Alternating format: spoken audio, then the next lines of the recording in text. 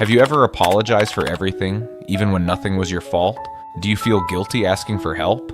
Do you hide your emotions because you think nobody really cares? Maybe you learned to handle everything alone. Maybe you became too independent, too quiet, too emotionally numb. And what if those normal habits aren't personality traits at all?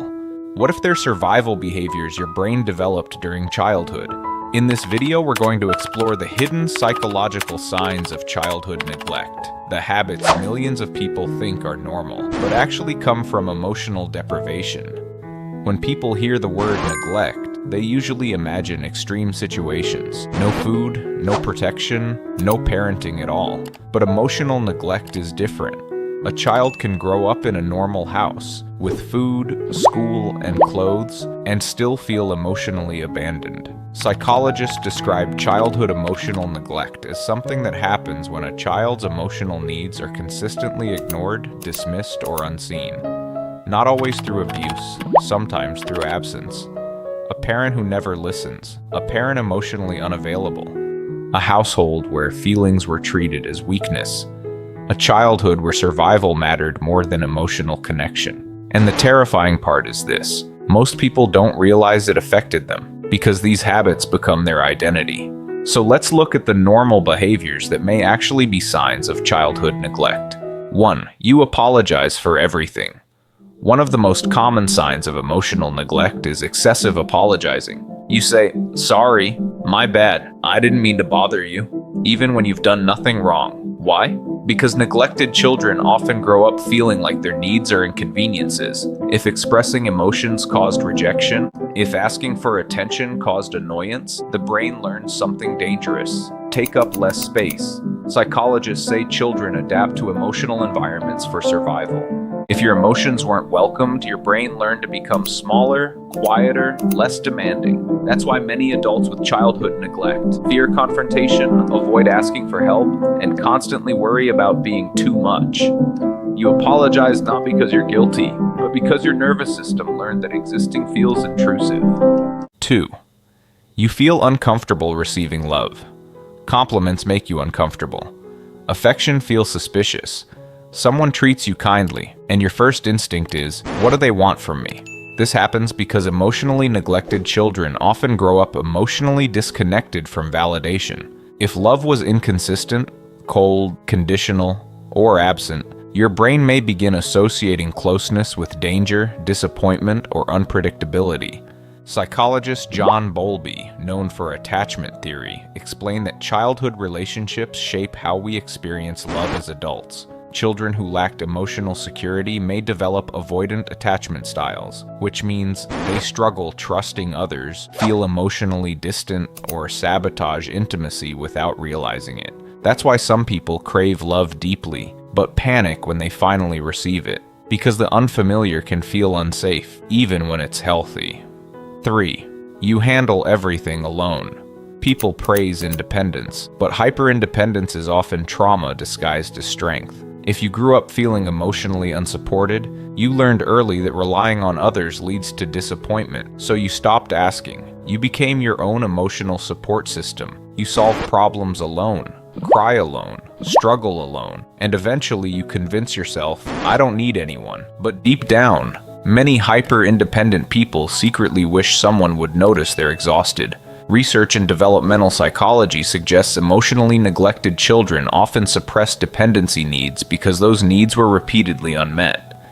The child adapts by becoming emotionally self-sufficient, but adulthood becomes lonely because humans are not designed to survive emotionally isolated. Even the strongest people need emotional safety. 4. You struggle to identify your own emotions. Someone asks, "How are you feeling?" and your mind goes blank. You know you feel off, but you can't explain it. This is extremely common among people who experienced emotional neglect. Psychologists call this emotional invalidation. When children's feelings are ignored long enough, they stop learning how to process emotions correctly. For example, stop crying. You're too sensitive. It's not a big deal. Be strong. Over time, the child disconnects from their emotional world. As adults, they may struggle expressing feelings, suppress emotions automatically, or feel emotionally numb. Some even confuse stress with laziness, sadness with tiredness, anxiety with overthinking, because nobody taught them emotional language. 5. You feel guilty for resting. Have you ever relaxed and immediately felt anxious, like you should be doing something productive? Many emotionally neglected children grow up associating worth with performance. If emotional attention only came through achievement, good grades, obedience, success, then rest starts feeling dangerous. You begin believing productivity equals value, achievement equals love, exhaustion equals normal. This creates adults who constantly overwork themselves while secretly feeling emotionally empty. Psychologists often connect this behavior to conditional validation during childhood. The child learns, I am only valuable when useful, so even rest feels undeserved. 6. You overthink social interactions. After every conversation, your brain replays everything. Did I sound weird? Were they annoyed? Did I say too much? This hyper-awareness often develops in emotionally unpredictable environments.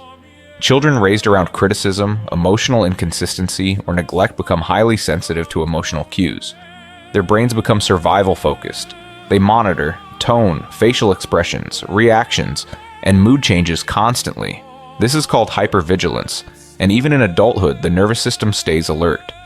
That's why emotionally neglected people often people-please, fear rejection, or feel socially drained after interactions. Their brains never fully learned emotional safety. 7. You feel emotionally numb. Not sad, not happy, just disconnected.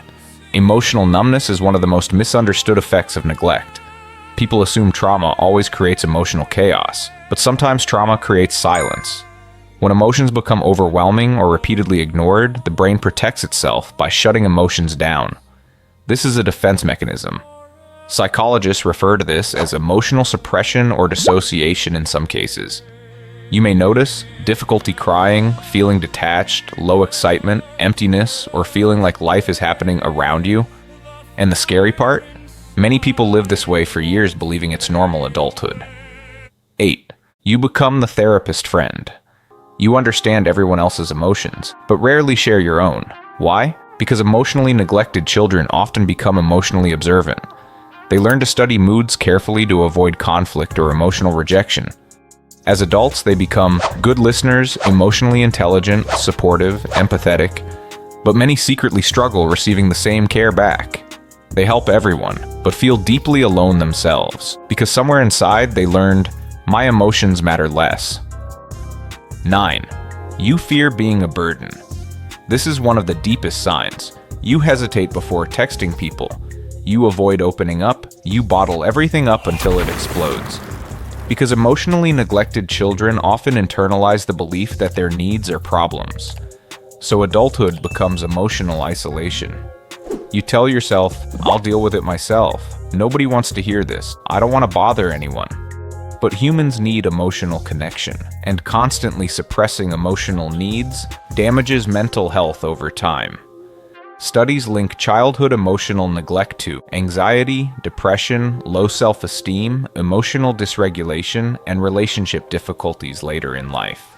10. You don't remember much of your childhood. Many people affected by neglect describe childhood memories as blurry or emotionally empty.